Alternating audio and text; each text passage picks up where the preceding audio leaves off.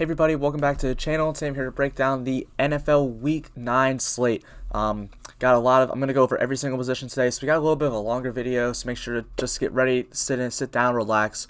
Gonna get some good information here, gonna go over all 4 positions. So before I do all that stuff, if you're new here, make sure to leave a like on this video, subscribe to this channel, leave a comment, turn on notification bell. All that stuff really helps me out.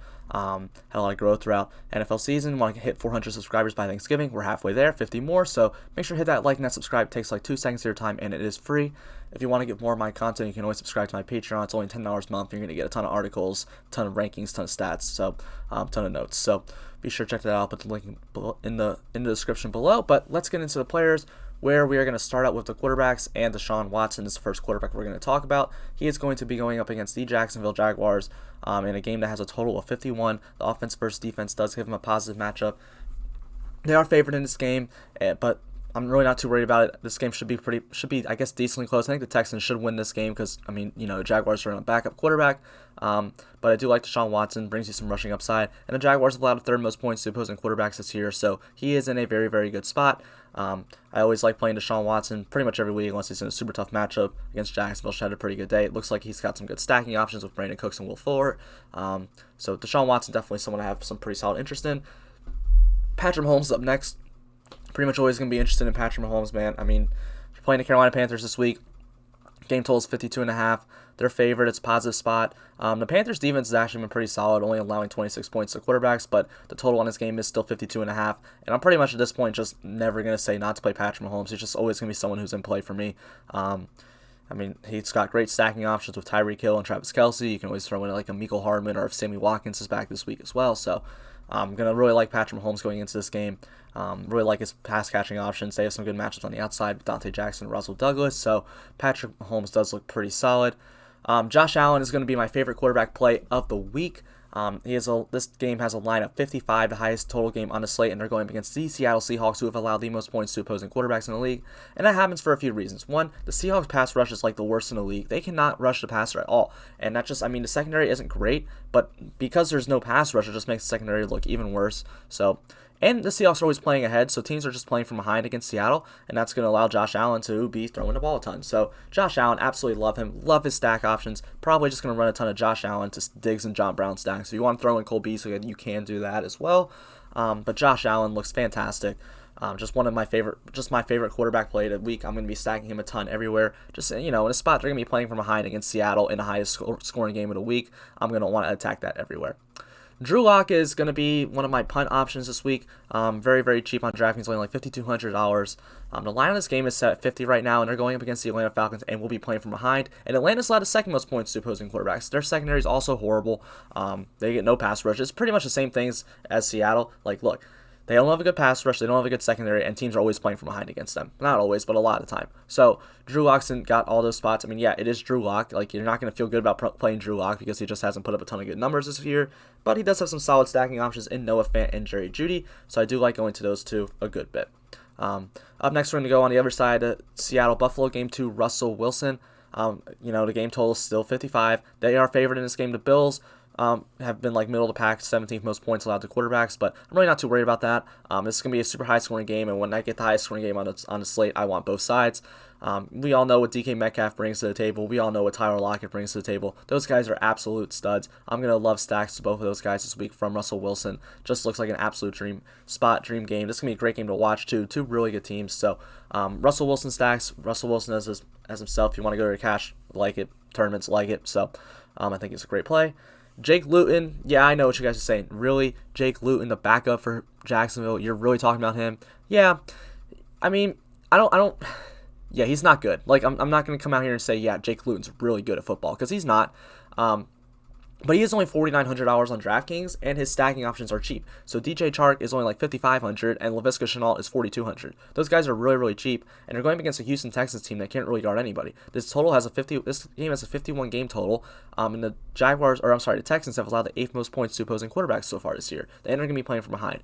So that is a good spot to go for. And I mean, I know coach speak isn't the biggest thing in the world, but the coaches have said they're going to open up the offense under Jake Luton now without Gardner Minshew. So that's got to be something to be interested in a little bit. I mean, he's a really cheap stack. You can fit in all the other studs everywhere else. Not a lot of people are going to play him.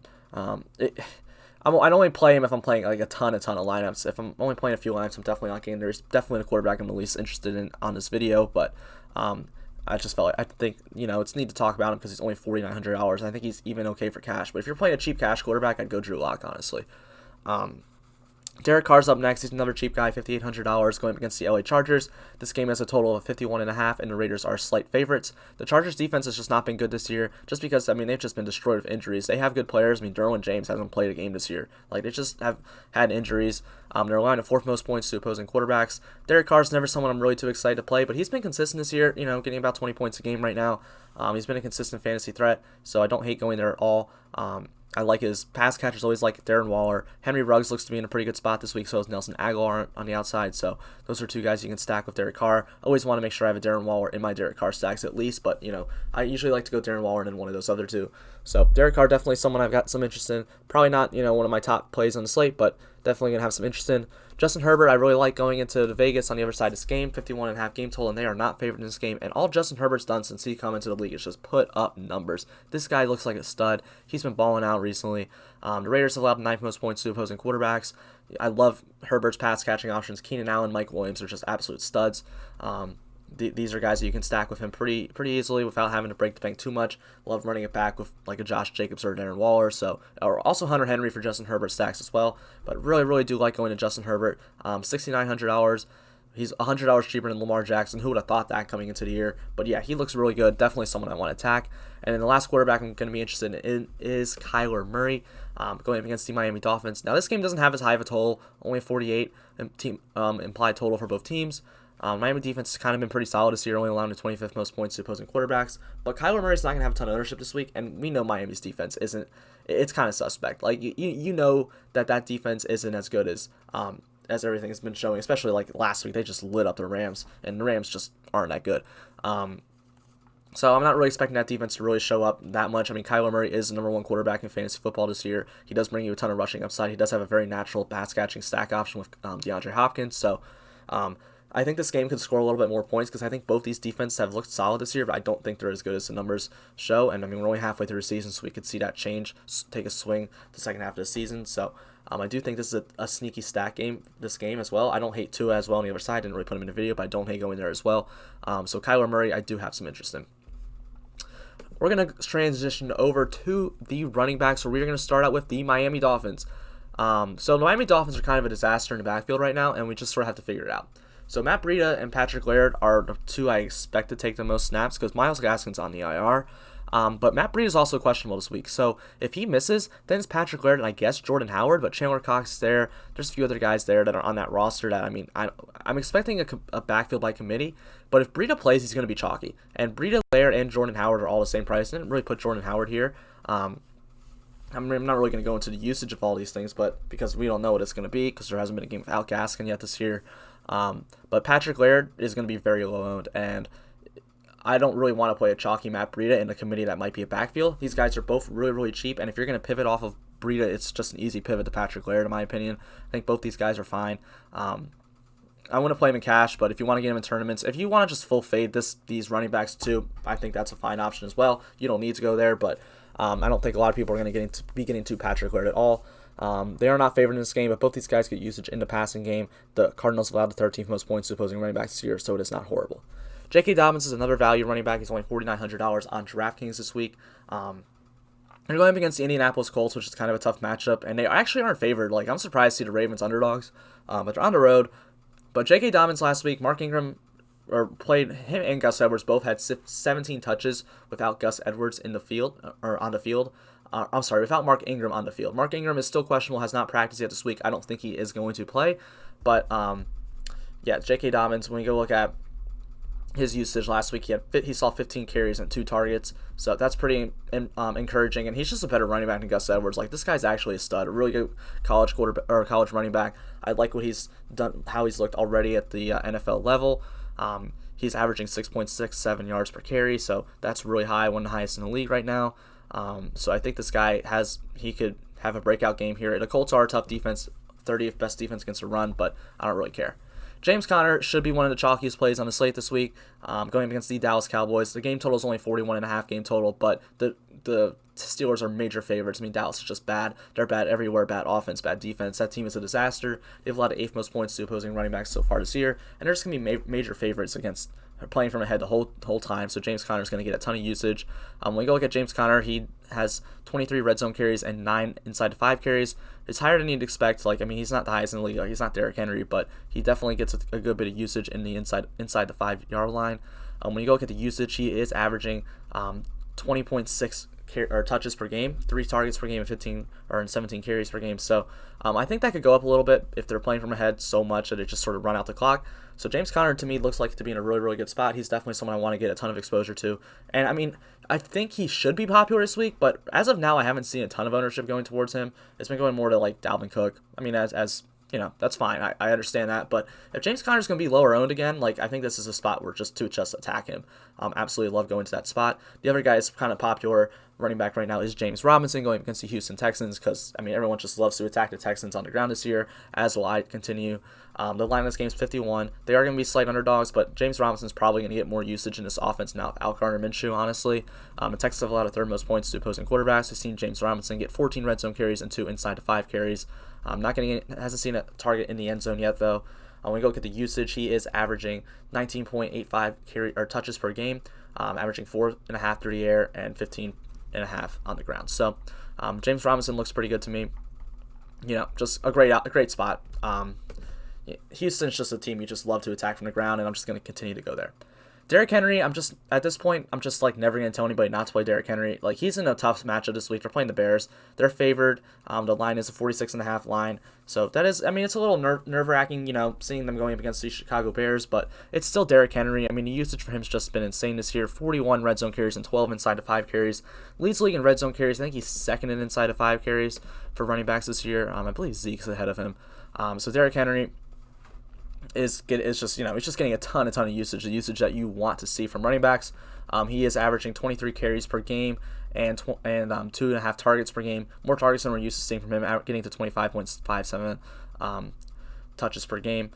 He's not seeing these 31, 25, 26 carries like he was at the beginning of the year because they have started to involve some Jeremy McNichols and Deontay Foreman into the rotation, but he's still getting a ton of usage. I'm really not too worried about that at all. Derrick Henry, I'm not going to tell you not to play him. No one's going to play him this week. He's going to be low owned, and it's November now, and we know Derrick Henry in November the past 2 years has just been a monster. So if you want to get ahead of that, I'll probably have some exposure to him. I don't hate it at all. Josh Jacobs is going to be going up against the LA Chargers this week. They are home favorite team again with a 51.5 game total. The Chargers have actually been pretty decent against the run this year, only allowing the 21st most points to opposing running backs so far this year. Josh Jacobs has 30 red zone carries and 7 inside to 5 carries so far. When you go look at the usage for Josh Jacobs, he is going to be averaging 24.5 touches per game, 3.5 through the air. So he's been, I mean, a pretty just consistent contributor. The thing with Josh Jacobs is he is like the definition of a game script dependent running back. Like, if they get behind this game, he's going to be nothing. But if they get ahead in this game, like he did against Cleveland last week, he's going to get 31 carries like he did against Cleveland last week. So he's a riskier play, which makes me really never want to go to him in cash. But I do like him in tournaments. They are favored in this game. The total is high, so we could see a big game from Josh Jacobs. Antonio Gibson is only $5,800. They're going against the New York Giants, who on paper have a pretty stout run defense, but they haven't been showing it in fantasy. They've allowed the 15th most points to opposing running backs, and the football team is our favorite in this game. The total is only 43. That's not something to love. But Antonio Gibson does have 13 carries in the red zone and 6 inside to 5, which is pretty solid. For his price, that's what we'd like to see. He's averaging 12 carries per game and 3.25 touches per game, only averaging 15 touches per game overall. But recently I've been seeing him get more increased usage. I mean, 20 carries the last time we saw him play. Even like 13 and 11, that 9 wasn't great. He's getting usage in the passing game. Didn't in that 20 carry game, but 5 and 5, the 3 games before that. So Antonio Gibson is getting the usage that we want. I really like this guy. I think he's just a really good football player. I think his usage is going to continue to go up. I think they want to give him the ball coming off their bye. He's the best running back on the team, so I think they're going to continue to feed him. So definitely someone I like. DeAndre Swift is going to be going up against Minnesota, and that doesn't look right to me. Yeah, crap. All right, we're going to change it. Give me a second. Watch, it's going to take like forever to load this. At least I knew it was wrong, because I knew they weren't. Minnesota was not the 30th worst defense against the run. Yeah. Okay, I'm just going to start talking. DeAndre Swift, yeah, the Minnesota Vikings defense is just bad. There you go, 16th most points to opposing running backs this year. Yeah, it looks better. Okay, so DeAndre Swift, the Minnesota Vikings are a just bad defense. The total on this game is set at 53.5 right now, even with Stafford being out. I expect that line to come down a little bit, to be completely honest, but for now it's still 53.5. The Detroit Lions are not favored, but DeAndre Swift's only $5,000 on Draftkings, and his usage has kind of been going up, and his snap percentage has been going up. Every single week, the snap percentage has been going up. He's been playing more snaps than Adrian Peterson. Last week only saw 6 carries, but did still see 4 targets. That was more attributed to the fact that they got down so much to the Colts early. I mean, they were down like 21-0 really, really early in that game. I don't think that's going to happen against Minnesota. They might get down, but they won't get down to the point where it's just like they have to pass the ball the rest of the game. So DeAndre Swift's someone who I want to play him for the talent. He's not going to be a guy that's going to get a ton of volume. I'm not going to touch him in cash, but he's such a good running back, and he's in a good matchup. Minnesota's not a good defense, so I definitely want to get there. But on the other side, Dalvin Cook's going to be the chalkiest running back play of the week, probably the chalkiest play overall. I don't really care. Detroit rush defense is horrible. They're favored in this game, and Detroit's allowing the second most points to opposing running backs. Dalvin Cook's seen 24 carries in the red zone and 10 inside the 5. Just getting a ton of usage down there. When you go look at overall usage, he's averaging 20.33 carries per game, and 3.16 targets per game. But the thing for Dalvin Cook is in the games where they are playing from ahead, here. They were playing from ahead in all 3 of those games. Look at the usage he's getting. 30 carries, 27, 22 is a lot. Like, he is getting a ton of usage, and they should be playing ahead in this game. Like, Detroit doesn't have their starting quarterback. So this should be a game that Dalvin Cook and the Minnesota Vikings are playing from ahead for. So, absolutely love that. I think this guy is a smash play. I mean, yeah, he's popular, but, I mean, yeah, Kareem Hunt failed us last week, but I don't think Dalvin Cook will. Kareem Hunt fails for a lot of different reasons that Dalvin Cook should not fail us for. So, Dalvin Cook, I think, is just a great play. Christian McCaffrey is only $8,500. When was the last time we saw Christian McCaffrey $8,500? It's been a very, very long time. This is the cheapest I've seen him probably since week 1 of last year. And he's back. And everything I've heard from camp this week is that he is going to pretty much be a full go. The Chiefs have been a pretty good defense. Like, they're not going to be favored in this game, but the game total is at 52.5. And McCaffrey's always been a game script independent running back. If you're scared that they might take him out if they're really blown out, okay, I understand it. But I'm just gonna lean on the fact that I know Christian McCaffrey gets the absolute usage he deserves, and he's gonna be someone I want to just get a ton of exposure to. I mean, he played 2 games and he already has 12 red zone carries and 3 inside of 5 carries. 2 games. One of them he didn't even play a full game. And in those 2 games, he averaged 20.5 carries per game and 4.5 targets per game. So, yeah, this guy's good. I'm not going to fade him. I think that's ridiculous not to. And he's also not going to be as owned as Dalvin Cook, so there's some leverage there. But, yeah, it's McCaffrey. Play him. Kenyon Drake's out for the Cardinals, so that leaves us with Chase Edmonds at 6,800 this week. DraftKings priced him up as expected. But Miami Dolphins, we talked about how their defense maybe isn't as good as we think it is. And honestly, that's more because of their rush defense is bad. They've allowed the 7th most points to opposing running backs so far this year. The Arizona Cardinals are favored in this game, so Chase Edmonds should get some more usage. We know he gets usage in the passing game. We know he gets usage in the running game. I absolutely love this guy. I think he's a better running back than Kenyon Drake. Like, the guy's just a stud. So Chase Edmonds, I think, should be in for a really good game here.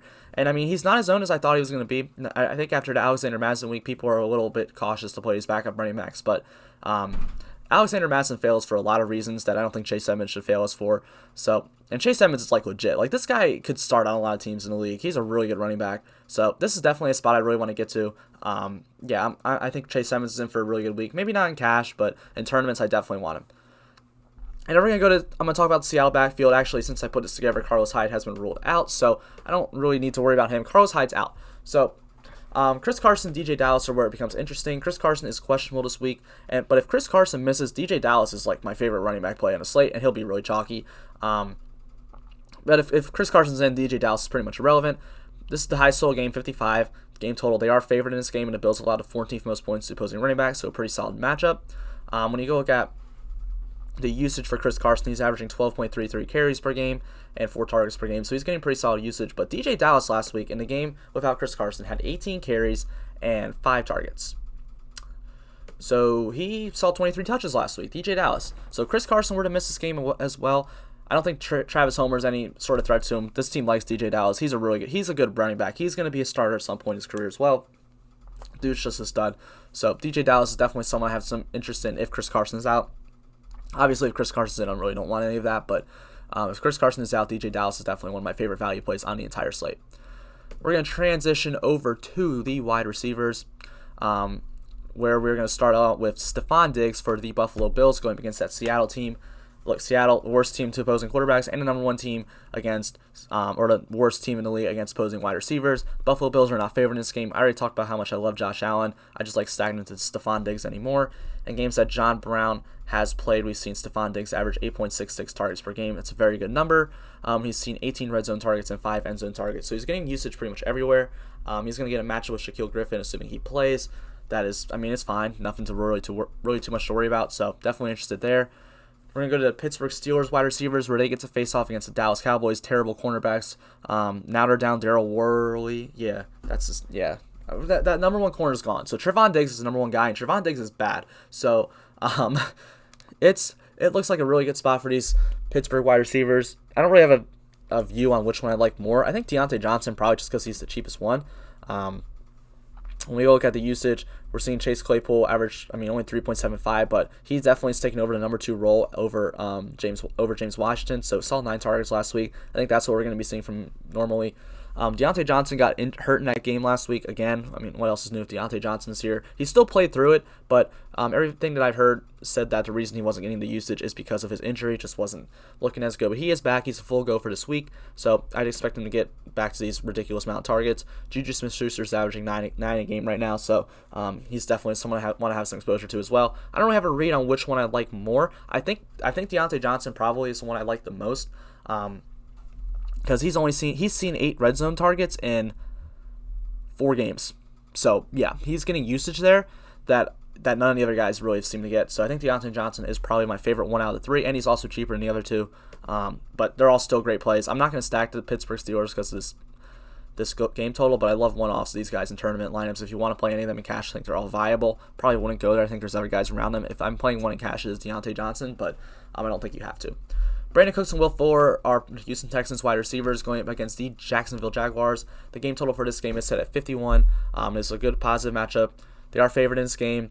The Jacksonville Jaguars have allowed the 13th most points to opposing quarterbacks. We've seen Brandon Cooks get 11 red zone targets and 1 end zone target. Will Fuller 14 red zone targets and 5 end zone targets, getting usage where the touchdowns are. When we go look at the overall usage, Brandon Cooks averaging 7.166 targets per game, and Will Fuller averaging 7.833. And ever since Bill O'Brien got fired, and Romeo Crennel took over. Look at this. Brandon Cooks, 12.99. He has more targets in the last 3 games than Will Fuller does. 5,800, 5,900, something like that. He's definitely someone I really want to get some exposure to. Love when I'm doing my Deshaun Watson stacks. Love both these guys. These are going to be my 2 priorities to go to. Definitely want to get some. Jerry Jeudy going against the Atlanta Falcons. Look, this has been the year to the breakout rookie wide receivers. CeeDee Lamb when Dak was there. Justin Jefferson, T. Higgins. Everyone was waiting for Laviska Shenault. But Henry Ruggs has shown his moments. What about Jerry Jeudy? Well, I think this is the week Jerry Jeudy really finally breaks out. Atlanta's defense is bad. They're allowing the 5th most points to opposing wide receivers, and he's going to be playing in the slot, and he is going to get matched up with Isaiah Oliver, who is bad. So I definitely like that spot for Jerry Jeudy. The game total is 50. They're going to be playing from behind. I've already talked about how if I'm playing Drew Lock, I like stacking with Jeudy and Noah Fant. When you go look at the usage, it's not going to be great for Jerry Jeudy. It's been up and down. We've seen him 8, 7, 9 to start the year. That was good, but then at 4, 5, and 4 wasn't great. But then 10 targets last week was really good for Jerry Jeudy. So we know he gets some usage. I think he should be able to just have a field day against this Atlanta secondary. He's only $4,700.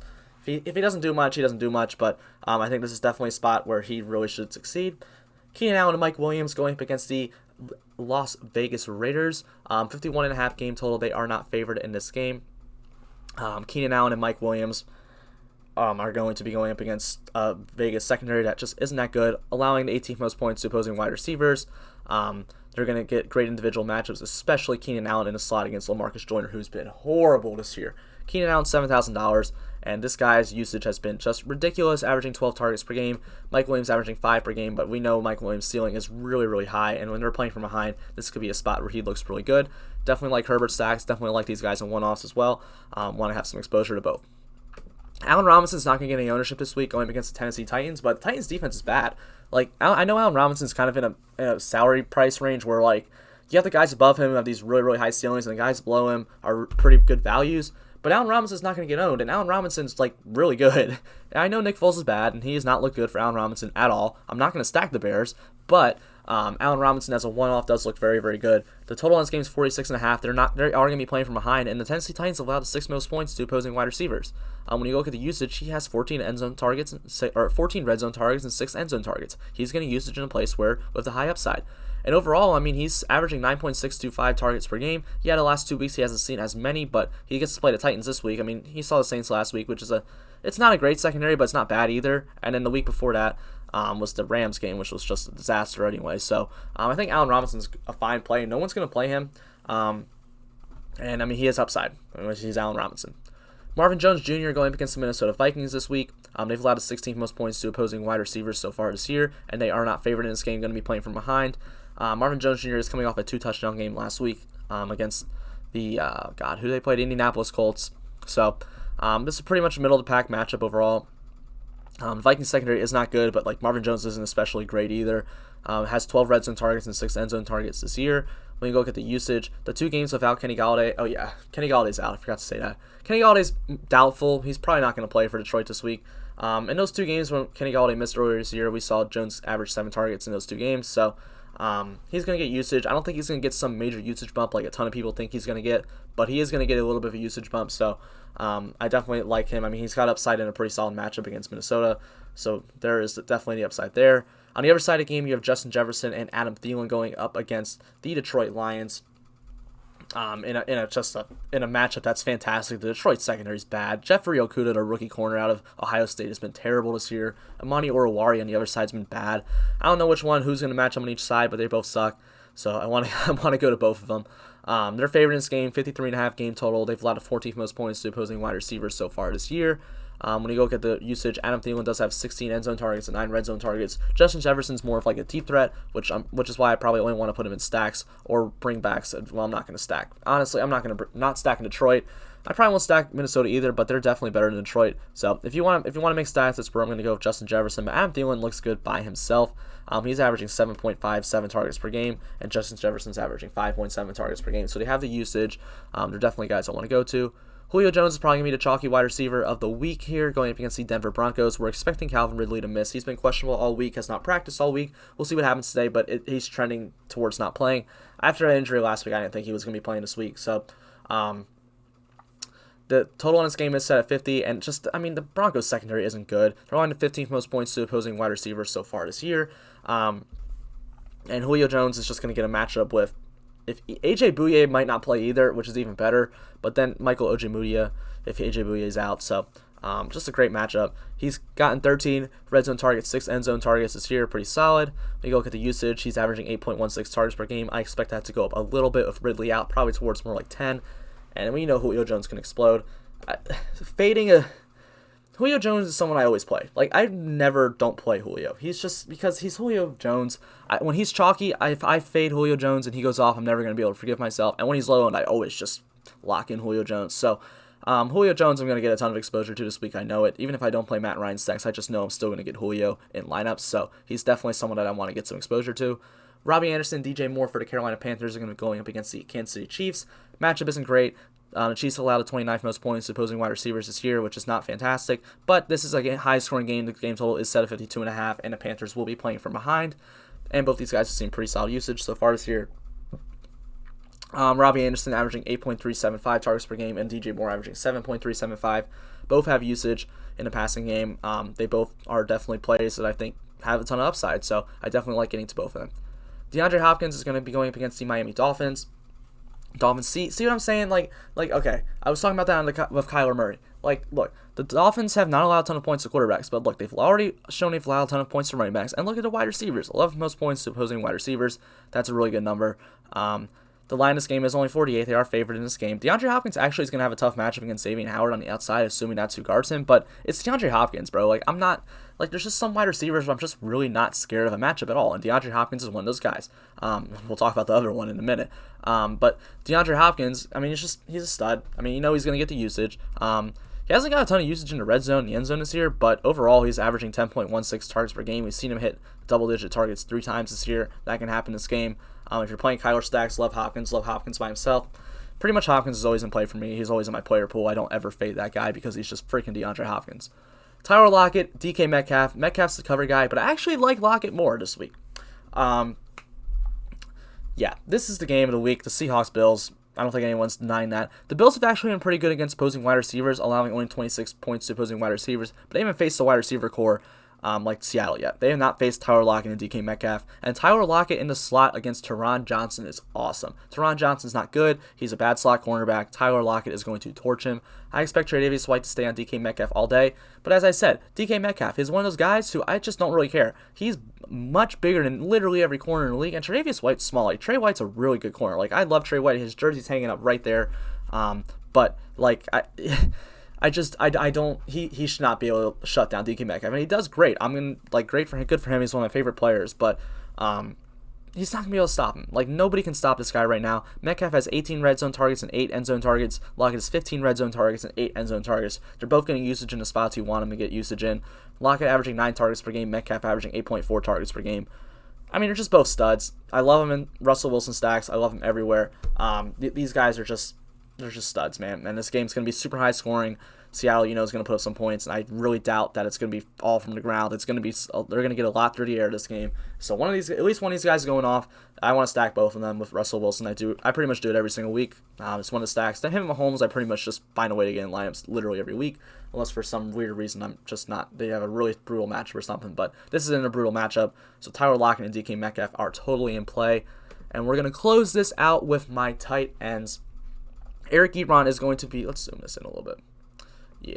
Eric Ebron's going to be the first tight end we're going to talk about. The line is set at 41.5 going against the Dallas Cowboys. The Cowboys have allowed the 12th most points to opposing tight ends this year. I don't think Ebron's great, but tight end sucks this year. Tight end has been terrible. I just always look at all the tight ends and I'm like, I don't want to play any of them. There's one that I do want to play this week, but for the most part, I just don't want to play any tight ends.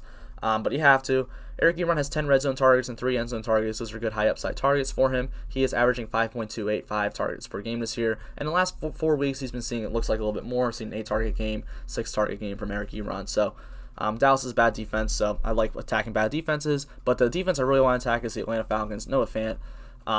They're going to be playing from behind against Atlanta. Atlanta's allowed the most points to opposing tight ends so far this year. And Noah Fant's had a lot of usage this year. He is averaging 7.166 targets per game. Last 2 weeks since he returned from injury, and Drew Lock returned from injury, 7 and 9. This is a guy that Drew Lock definitely likes to throw to. I was really worried about Noah Fant in fantasy after Drew Lock got hurt, but Drew Lock is back now, and those two work very, very well together. So Noah Fant, definitely someone I'd like. He's only like 4,600 on Draftkings too. Definitely a good salary saver, a good guy to stack as well. Travis Kelce's always in play. They play Carolina this week. Carolina's been pretty solid against tight ends, allowing the 25th most points, but it's Travis freaking Kelce. I'm not going to ever tell you not to play him. We know the usage is going to be high. Usage in the red zone, usage in the end zone. He's averaging 8.5 targets per game, second most in the league right now, so for the tight end position. So Travis Kelce, absolute stud. Going to tell you to go there. Same thing with Darren Waller. They're going against the Chargers. It's a much softer matchup. They've allowed only the 9th most points to opposing tight ends so far this year. Total set at 51.5. When you go look at Darren Waller, he has 14 red zone targets, 5 end zone targets on the year so far. And he's averaging 8.5 targets or almost 9 targets per game so far this year. So Darren Waller's just a stud. We know what he brings to the table. I'm not going to tell you not to play him if you're playing Raiders stacks. I want to go there. Hunter Henry's another fine one going against the Raiders. They're not going to be favored. I mean, they've been an okay team against tight ends.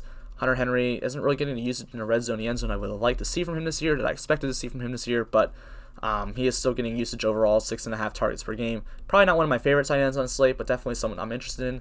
Logan Thomas is going to be Logan Thomas. He's a salary saver as usual. Running a ton of routes. He's getting some usage. The Giants have been pretty solid defense, to be honest, this year. Better than I think a lot of people really expected.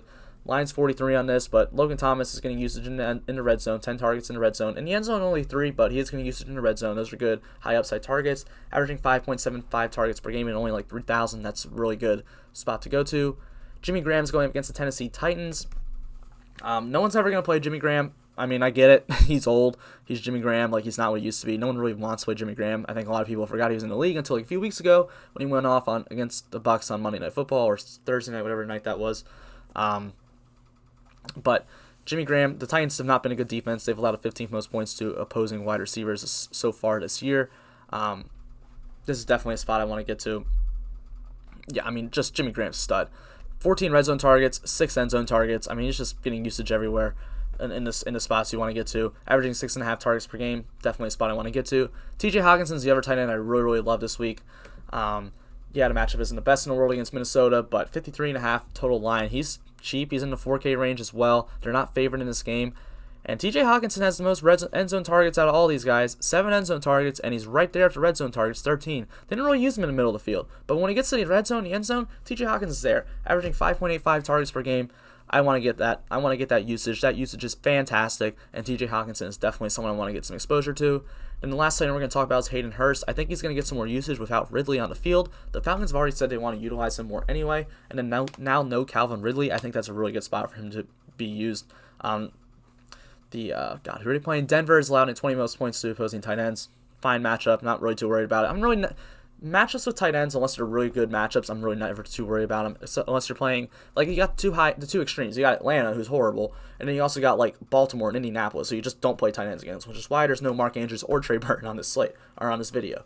But other than that, I'm really just not too worried about tight end matchups at all.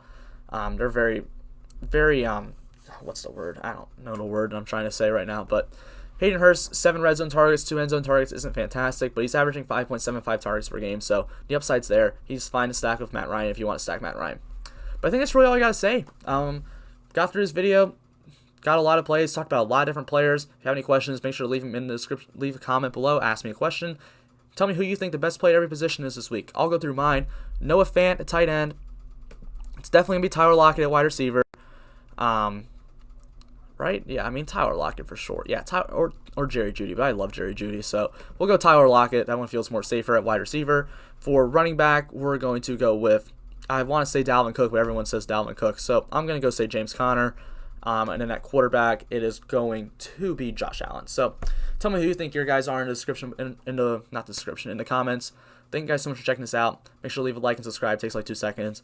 And have a great rest of your weekend, and let's make some money this weekend.